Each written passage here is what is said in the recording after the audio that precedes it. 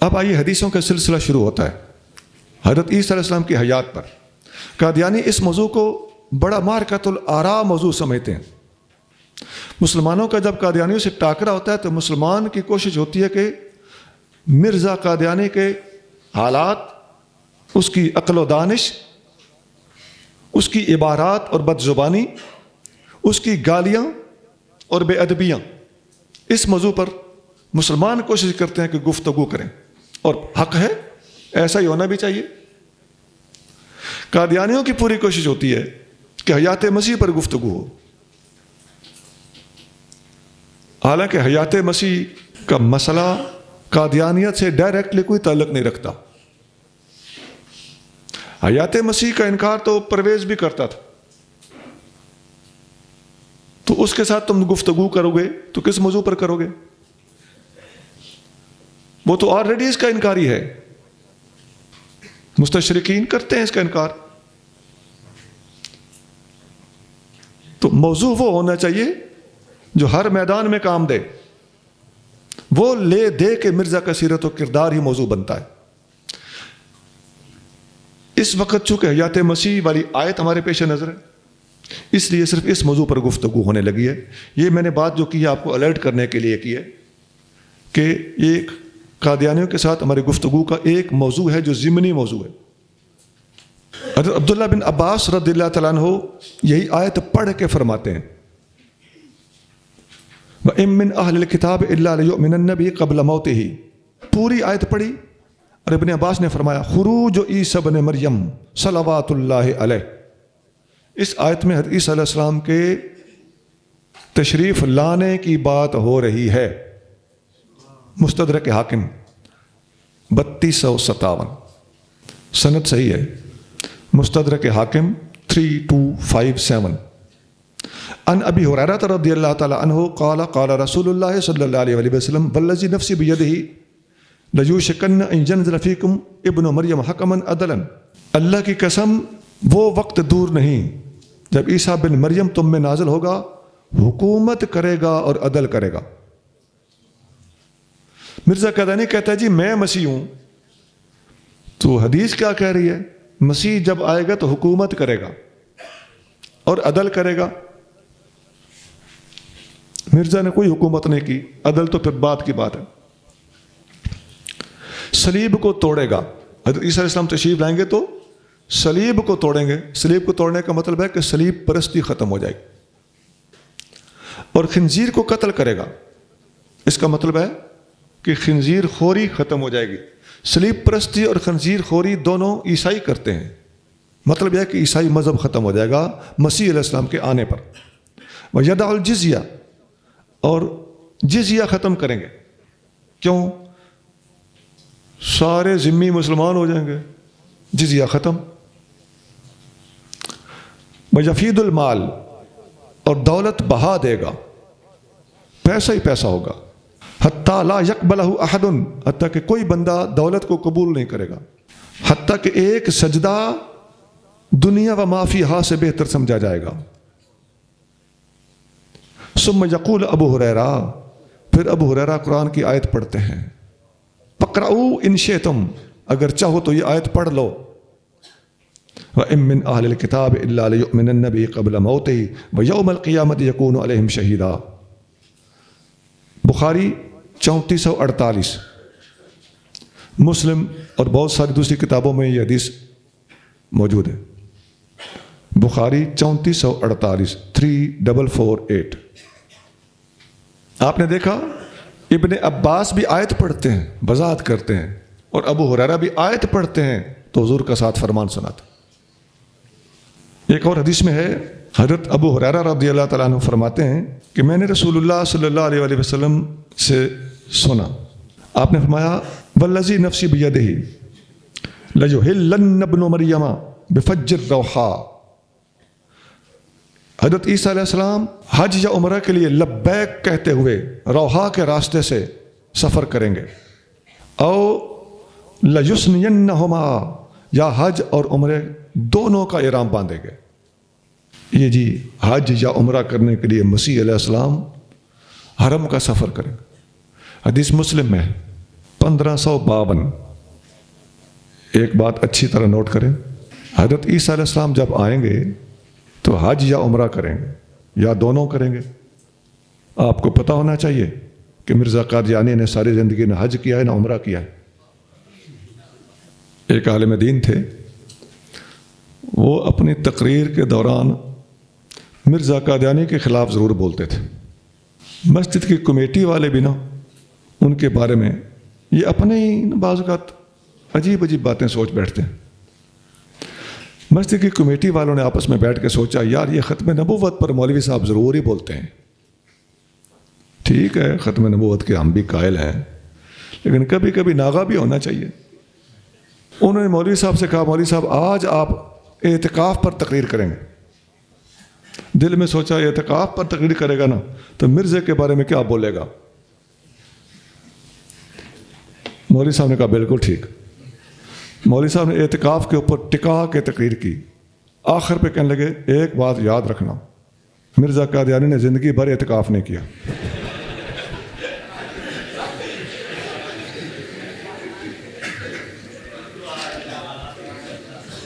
تو حضرت عیسیٰ علیہ السلام جب تشریف لائیں گے تو حج یا عمرہ کریں گے، لیکن مرزا قادیانی نے ساری زندگی نہ حج کیا اور نہ اچھا۔ حضور پیر میر علی شاہ صاحب رحمۃ اللہ علیہ نے اپنی کتاب سیف چشتیائی میں مرزا قادیانی کے لیے ایک پیشین گوئی کی ہے، یہی حدیث لکھ کے آپ فرماتے ہیں کہ حدیث شریف میں ہے کہ حضرت عیسیٰ علیہ السلام آئیں گے تو حج یا عمرہ کریں گے، میرے روضہ انور پر آئیں گے، مجھے سلام دیں گے، میں جواب دوں گا۔ یہ ہے حدیث مسند احمد۔ پیر صاحب علیہ رحمت لکھتے ہیں سیف چشتیائی کا صفحہ نمبر 108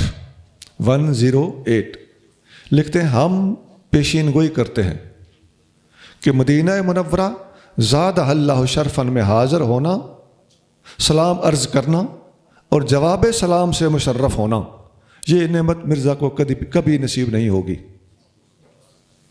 یہ سیف چشتیائی 1900 عیسوی میں لکھی گئی اور مرزا 1908 میں مرا۔ مرزا کے پاس تقریباً 8 سال کی مہلت تھی۔ حضرت پیر صاحب رحمۃ اللہ علیہ کی اس پیشین گوئی کو مرزا صاحب جھوٹا ثابت نہ کر سکا۔ ایک حدیث میں آتا ہے قال رسول اللہ صلی اللہ علیہ وسلم کیف انتم اذا نزل ابن مریم فیکم و امامکم منکم، اے میرے امتیو تمہاری شان اس وقت کیا ہوگی جب عیسیٰ بن مریم تم میں نازل ہوگا اور تمہارا امام تم میں سے ہوگا۔ حضرت عیسیٰ علیہ السلام ایک امت کے نبی ہیں، یہاں آئیں گے تو یہاں نبی پاک علیہ السلام کا امتی امامت کرا رہا ہوگا اور بنی اسرائیل کا نبی پیچھے کھڑا ہوگا۔ بخاری حدیث نمبر 3449 حضرت ابو ہریرہ سے ہی روایت ہے، نبی کریم صلی اللہ علیہ وآلہ وسلم نے فرمایا کیف انتم اذا نزل عیسی ابن مریم من السماء فیکم و امامکم منکم، میرے امتیو تمہاری شان اس وقت کیا ہوگی جب عیسیٰ بن مریم تم میں آسمان سے نازل ہوگا۔ یہاں آسمان کا لفظ باقاعدہ موجود ہے، سند اس کی صحیح ہے، اور تمہارا امام تم میں سے ہوگا۔ یہ ہے کتاب الاسماء والصفات، امام بیہقی کی کتاب ہے کتاب الاسماء والصفات، دوسری جلد ہے، صفحہ 166 166، سند صحیح ہے۔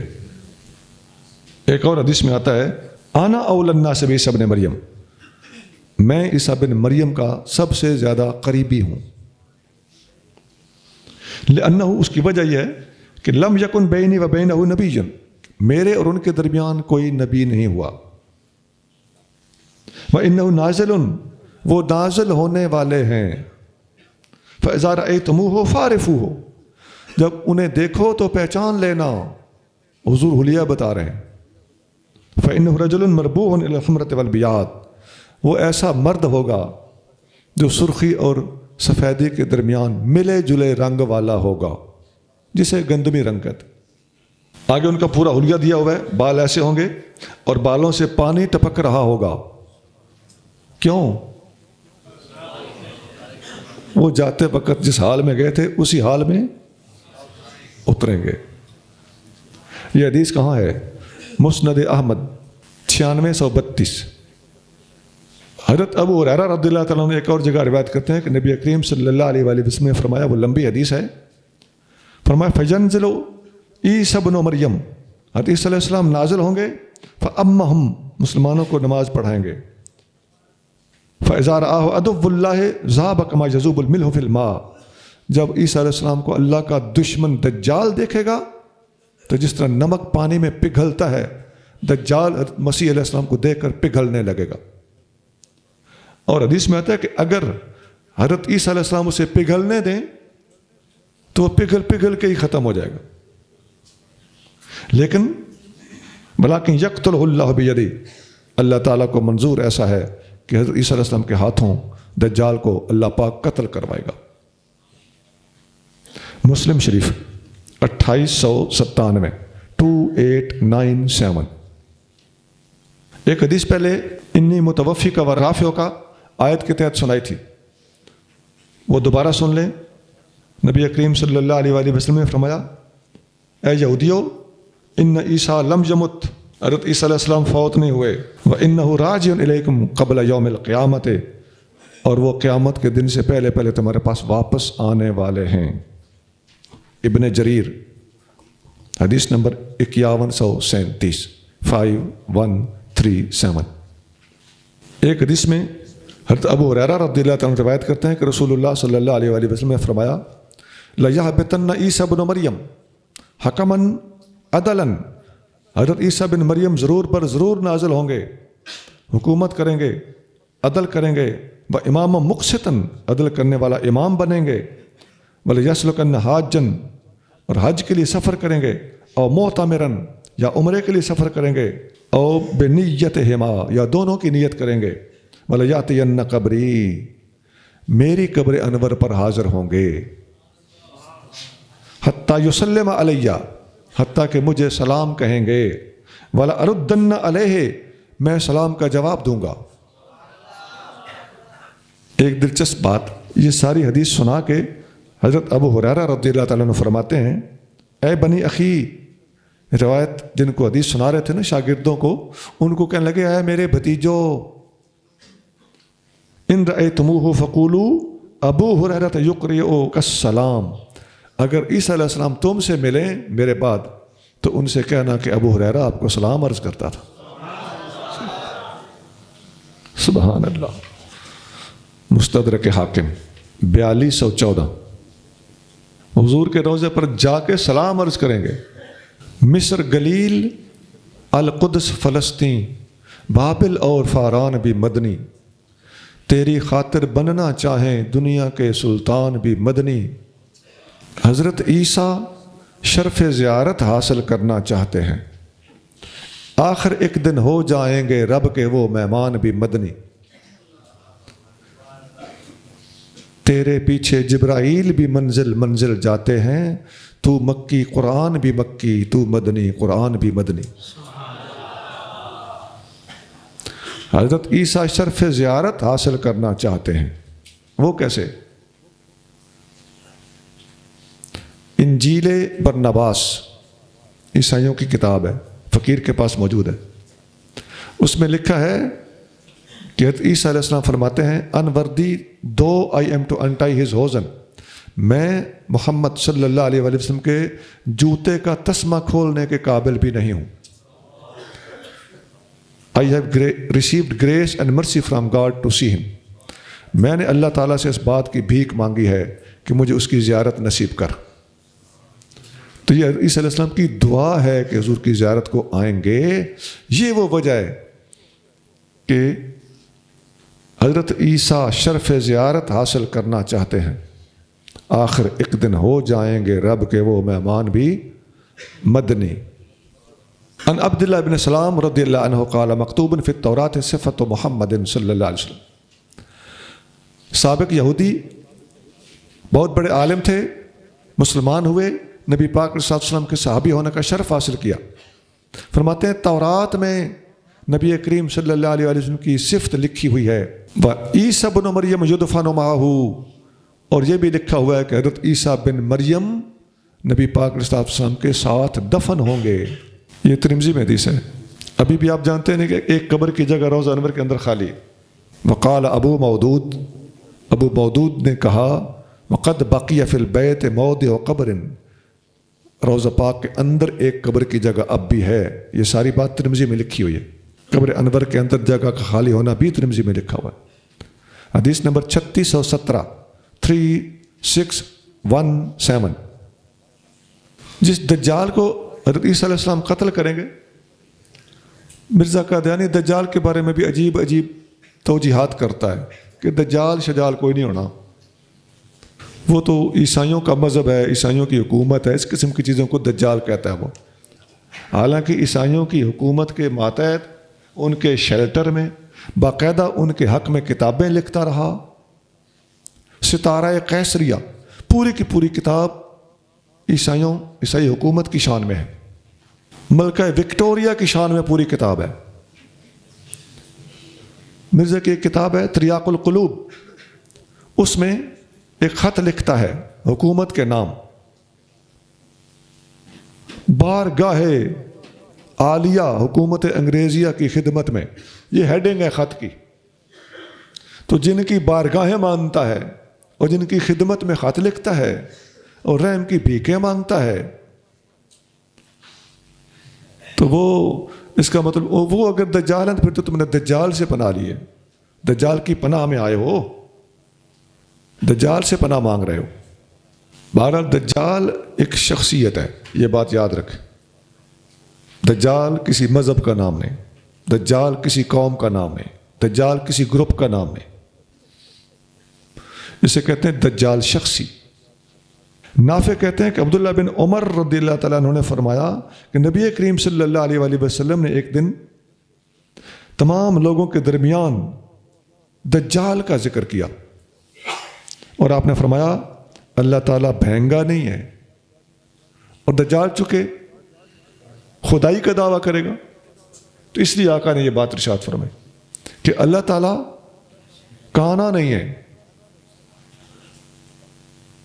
الا ان المسیح الدجال اعور العین الجمنہ، خبردار دجال دائیں آنکھ سے کانا ہے. باقاعدہ نام دیا آنکھ کا. کأن عینہ عنب طافیۃ، جیسے ابھرا ہوا انگور ہوتا ہے اس کی آنکھ اس طرح کاڑی ہے. بخاری 3439 3439. اور دجال کے بارے میں بہت حدیثیں ہیں اور لمبی لمبی حدیثیں ہیں. ایک بہت لمبی حدیث جو دجال کے متعلق ہے، وہ سمندر پار کسی علاقے میں صحابہ کرام نے اس کو بندھے ہوئے دیکھا. وہ حدیث صرف حوالہ نوٹ کر لیں چونکہ حدیث کوئی 1.5-2 صفحے کی ہے. مسلم 2937، مسلم 2940. ایک اور حدیث ہے وہ میں سنا دیتا ہوں. نبی کریم صلی اللہ علیہ وآلہ وسلم ایک دفعہ صحابہ کرام کے پاس تشریف لائے تو صحابہ کرام آپس میں قیامت کے بارے میں تذکرہ کر رہے تھے. نبی پاک علیہ السلام نے فرمایا قیامت اس وقت تک قائم نہیں ہوگی جب تک 10 نشانیاں پوری نہ ہو جائیں. آپ نے دھوئیں کا ذکر کیا، دجال کا ذکر کیا، دابۃ الارض کا ذکر کیا، سورج کے مغرب سے نکلنے کا ذکر کیا، عیسیٰ علیہ السلام کے نزول کا ذکر کیا، یاجوج ماجوج کے نکلنے کا تذکرہ فرمایا، اور خسوف لوگوں کا زمین میں دھس جانا، مشرق میں، مغرب میں اور بحیرہ عرب کے اندر. یہ 9 ہو گئیں. اور 10ویں اور آخری نشانی ہے کہ نار تخرج من الیمن تطرد الناس الی محشرہم، ایک آگ ہوگی جو مشرق سے نکلے گی اور لوگوں کو دھکیل کر محشر کے میدان کی طرف لے جائے گی. مسلم 2901. یہ نزول عیسیٰ علیہ السلام ان علامات قیامت میں شامل ہے، اور عقائد کی تمام کتابوں میں عیسیٰ علیہ السلام کا نزول قیامت کے نشانے کے طور پر، اگرچہ وہاں پر کوئی حیات مسیح پر بحث نہیں ہو رہی ہوتی، لیکن سچوں کے بیانات آپس میں مل جاتے ہیں. ایک غلط فہمی دور کر دوں، بعض حدیثوں میں دجال دائیں آنکھ سے کانا اور بعض کتابوں میں بائیں آنکھ سے کانا لکھا ہوا ہے. تحقیق یہ ہے کہ وہ دائیں آنکھ سے کانا ہے. اور بائیں کا ذکر کیوں ہوا، حدیث وہ بھی صحیح ہے، وہ اس لیے اصل میں دجال کی اپنی دائیں ہاتھ کانی ہے، لیکن دجال کی جہت سے دیکھا جائے تو وہ دائیں بنتی ہے، اور سامنے کھڑا بندہ دجال کو آبزرو کرے تو وہ سامنے کھڑے بندے کے بائیں طرف بنتی ہے۔ تو دونوں حدیثوں میں تطبیق دینا یہ علماء کا کام ہے، اور علماء نے یہ تطبیق دی ہوئی ہے۔ اللہ تعالیٰ ان کے احسانوں کا بدلہ انہیں اچھا عطا فرمائے۔ ہم ان کے بغیر کسی کام کے نہیں۔ فقیر نے آپ کے سامنے حیات مسیح کے حوالے سے اور دجال کے خروج کے حوالے سے نسبتاً طویل گفتگو کی ہے۔ یہ آج کے دور کا بہت بڑا فتنہ ہے، اس موضوع پر مسلمانوں کی تیاری اچھی ہونی چاہیے۔ فبظلمهم من الذين هادوا حرمنا عليهم طيبات أحلت لهم وبصدهم عن سبيل الله كثيرا۔ تو یہودیوں کے ظلم کی وجہ سے ہم نے ان پر کئی پاک چیزیں حرام کر دیں جو پہلے ان کے لیے حلال تھیں، اور اس وجہ سے کہ وہ لوگوں کو اللہ کی راہ سے بکثرت روکتے تھے، ان پر حلال چیزوں کو حرام کر دیا گیا۔ اور فبظلمہم من الذین ہادوا، یہودیوں کا یہ ظلم کرنا، یہ لعنت کے اسباب میں سے 7 آپ پہلے پڑھ چکے ہیں، جن میں 7واں تھا عیسیٰ علیہ السلام کو قتل کرنے کا دعویٰ کرنا، اور یہ 8واں ہے جو اس آیت میں مذکور ہوا ہے۔ 9واں اور 10واں آگے آتے ہیں، آگے چلے جی۔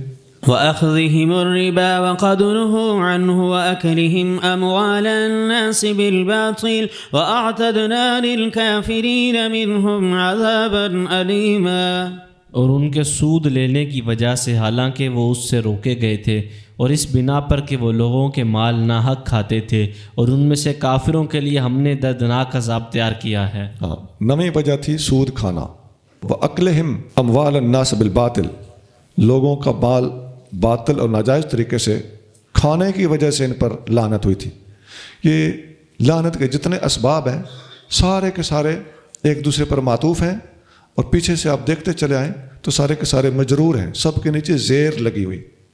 لكن الراسخون في العلم منهم والمؤمنون يؤمنون بما أنزل إليك وما أنزل من قبلك والمقيمين الصلاة والمؤتون الزكاة والمؤمنون بالله واليوم الآخر أولئك سنؤتيهم أجرا عظيما۔ لیکن ان میں پختہ علم والے اور مومن ایمان لاتے ہیں اس پر جو آپ کی طرف نازل ہوا اور جو آپ سے پہلے نازل ہوا، اور نماز قائم رکھنے والے کیا ہی اچھے ہیں، اور زکوٰۃ دینے والے اور اللہ اور قیامت کے دن پر یقین رکھنے والے وہ ہیں کہ انقریب ہم انہیں اجر عظیم عطا فرمائیں گے۔ ان پر جو 10 وجوہ سے لعنت بھیجی گئی تھی ان میں سے استثناء کیا جا رہا ہے کہ جو لوگ علم میں رسوخ رکھتے ہیں، اور ان میں سے جو لوگ ایمان لا کر مسلمان ہو چکے ہیں ان کا ان میں سے استثناء ہے، اور باقی سب کے سب مذکورہ وجوہ کی بنا پر لعنت کے حقدار ہیں۔ اب مسلمان ہونے کے بعد وہ کیا کرتے ہیں؟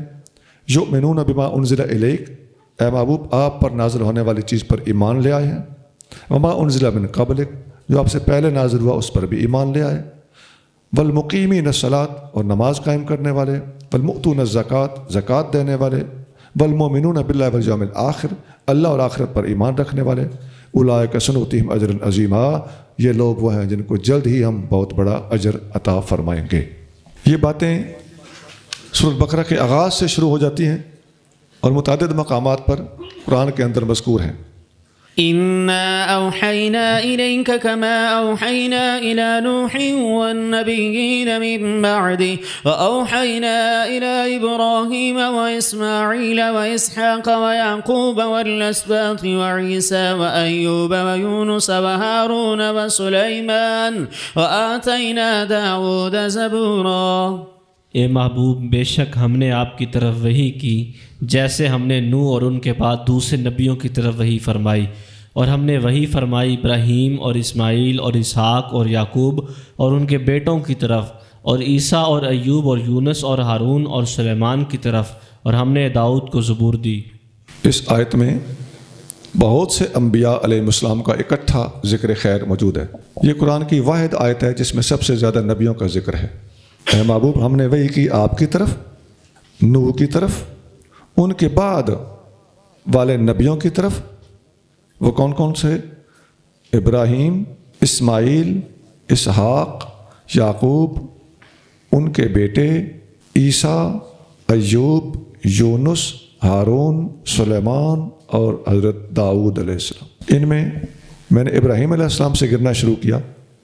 ان سے پہلے ہمارے نبی کریم رؤوف الرحیم صلی اللہ علیہ وآلہ وسلم اور حضرت نوح علیہ السلام کا تذکرہ موجود ہے۔ وہی اس کا معنی ہوتا ہے القاء اور خفیہ اعلام، خفیہ طور پر کسی کو خبر دینا، یہ اس کا لغوی معنی ہے۔ یہ اوحا یوحی ایحا، قرآن شریف میں اللہ تعالیٰ فرماتا ہے اوحا ربک الی النحل، تیرے رب نے شہد کی مکھی کی طرف وحی کی۔ تو یہ وحی کون سی ہے؟ یہ لغوی معنی کے اعتبار سے وحی ہے۔ یہ وحی نبوت نہیں ہے، یہ اصطلاحی وحی نہیں ہے، یہ شرعی زبان میں وحی نہیں ہے، یہ لغوی اعتبار سے وحی ہے۔ یہ سورۃ نحل کی آیت نمبر 68 ہے، 68۔ وَكَذَلِكَ جَعَلْنَا لِكُلِّ نَبِيٍّ عَدُوًّا شَيَاطِينَ الْإِنسِ وَالْجِنِّ يُوحِي بَعْضُهُمْ إِلَىٰ بَعْضٍ۔ ہم نے ہر نبی کے دشمن بنائے ہیں انسانوں میں سے اور جنوں میں سے، جو ایک دوسرے کو وحی کرتے ہیں، مطلب اندر سے خفیہ اور کانا پھوسی، ادھر کی بات ادھر، ادھر کی بات ادھر، یہ وحی کرنا۔ اب انسان تو انسان کو وحی نہیں نہ کر سکتا، یا انسان کا انسان کو وحی کرنا خفیہ گفتگو ہے۔ یہ سورۃ انعام ہے 112۔ اور بھی متعدد مقامات پر قرآن میں وحی کا لفظ لغوی معنی میں استعمال ہوا ہے۔ میں عرض یہ کرنا چاہتا ہوں کہ شرعی طور پر وحی اور ہوتی ہے، جیسے لغوی طور پر رسول کا معنی کچھ اور ہے اور شرعی طور پر رسول کا معنی کچھ اور ہے۔ ایسے نبا ان سے نبی بنا ہے، یہ شرعی اصطلاح ہوتے اس کا معنی اور ہے۔ اسی طرح وحی کا لفظ ہے، لغوی وحی اور ہوتی ہے اور شرعی طور پر شرعی زبان اور اصطلاح میں بولا جائے تو وحی کا معنی کچھ اور ہے۔ یہ ساری باتیں اگر آپ اچھی طرح سمجھ لیں گے تو قادیانیوں کی بہت ساری فریب کاریوں سے آپ بچ جائیں گے، یا کہیں گفتگو کا موقع آیا تو آپ ان کو صحیح طریقے سے لاجواب کر سکیں گے۔ میں نے پہلے دن سے یہ بتانا شروع کیا ہوا ہے کہ ایک ہوتی ہے اصطلاح، ایک ہوتا ہے اس کا لغوی معنی۔ اس معنی میں بہت سے بد مذہبوں نے ان دو چیزوں سے ناجائز فائدہ ادھر کی ادھر لگا دی، ادھر کی ادھر لگا دی۔ بھئی بہت لفظ ہیں جن کے لغوی معنی اور ہے، اصطلاحی معنی اور ہے، اسلامی اصطلاح میں اور ہے، اور باطل طبقے کی اصطلاح میں اور ہے، ان کی اپنی اصطلاح ہوتی ہے۔ تو جس بندے کے اندر تحقیق ہے، شریف آدمی ہے، وہ بات کو سمجھ کر لغوی اور اصطلاحی معنی میں اور اپنی اور پرائی اصطلاح میں فرق سمجھنے کی کوشش کریں گے۔ اب دیکھیے، رفع کا معنی لغوی معنی کچھ اور ہے۔ عیسیٰ علیہ السلام کے رفع کے بارے میں لغوی معنی کے اعتبار سے، اور جو اس سیاق میں بل کی وجہ سے لفظ استعمال ہوا ہے تو وہاں وہ بل اس معنی کو کیا مفہوم سمجھا رہا ہے، تو یہ سیاق و سباق بتاتا ہے۔ خاتم کا معنی لغوی دیکھیں تو کچھ ہے، آیت کے اندر دیکھیں وہ بھی لغوی معنی کے خلاف نہیں ہے، لیکن لغوی معنی متعدد ہوتے ہیں، لیکن وہاں ان میں سے ایک مخصوص معنی مراد ہے۔ کون بتائے گا؟ قرآن کا سیاق بتائے گا، حضور کی حدیث بتائے گی۔ اسی طرح میں نے وحی کی بات کی، رسول کی بات کی، امام کی بات ہے۔ امام سنیوں کے معنی سنی استعمال کرے تو اس کا اور معنی ہے، لیکن کوئی اور مذہب ہے جو وہ لفظ امام بولے تو ان کا کچھ معنی، وہ تو اور معنی میں بات کر رہے ہیں۔ جب ہم ان کی بولی، ان کی اصطلاح کی روشنی میں ان کا رد کرتے ہیں تو اس وقت ہم نقص کس کا کر رہے ہوتے ہیں؟ ان کی اصطلاح پر، نہ کہ اپنے لحاظ سے۔ ہمارے لحاظ تو وہ ہمارے سر آنکھوں پہ۔ یہ ہے ایماندار آدمی کے سوچنے کی بات ہے، ایک نہیں کئی میں نے آپ کے سامنے اس کی مثالیں رکھ دی۔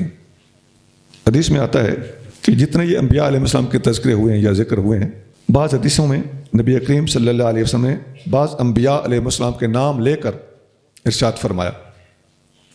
ایک حدیث میں ہے اے ابو موسیٰ اشعری، حضرت ابو موسیٰ کو حضور نے فرمایا آج رات تم قرآن پڑھ رہے تھے تو تم نے مجھے دیکھا نہیں، میں قرآن سن رہا تھا اور تمہارا قرآن سن کر میں بہت لطف اندوز ہوا۔ تمہیں اللہ تعالیٰ نے حضرت داؤد علیہ السلام والا ترنم دیا ہے۔ مسلم 793 یہ بہت حدیث ہے، میں نے پہلے بھی آپ کو سنائی ہے کہ قرآن سننا سنانا اور قرآن سے رغبت رکھنا یہ نبی پاک علیہ السلام کی پسندیدہ سنت۔ ایک حدیث میں آتا ہے نبی کریم صلی اللہ علیہ وآلہ وسلم نے فرمایا کہ مجھے یونس بن متیٰ سے افضل نہ کہو، یہ عاجزی آقا کی۔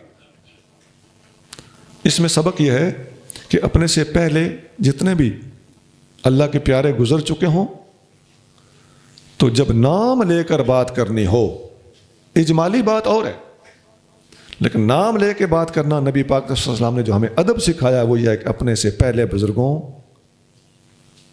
کو اچھے لفظوں سے اور فضیلت والے الفاظ سے یاد کرنا چاہیے۔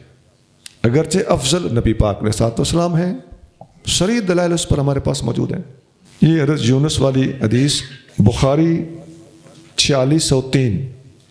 4603 پہلے آپ حدیث حضرت ابراہیم علیہ السلام نے وہ جو کہا تھا کہ آپ اے اللہ یہ آپ زندہ کیسے کرے گا مردوں کو، تو اللہ تعالیٰ نے انہیں فرمایا تھا کہ 4 پرندے لیں، تو وہاں حدیث گزر چکی ہے۔ نبی پاک علیہ السلام نے فرمایا ہم زیادہ حقدار ہیں کہ ہم حضرت ابراہیم علیہ السلام والا سوال کریں۔ وہ آپ کا مقصد ابراہیم علیہ السلام کے بارے میں کسی کے دل میں وہم آنے سے اس وہم کا ازالہ تھا کہ کوئی یہ نہ سوچ بیٹھے کہ انہوں نے خدا نخواستہ کوئی شک کیا تھا، ایسا نہیں ہے، شک نہیں تھا، وہ آنکھوں سے دیکھنے والا یقین حاصل کرنا چاہتے تھے۔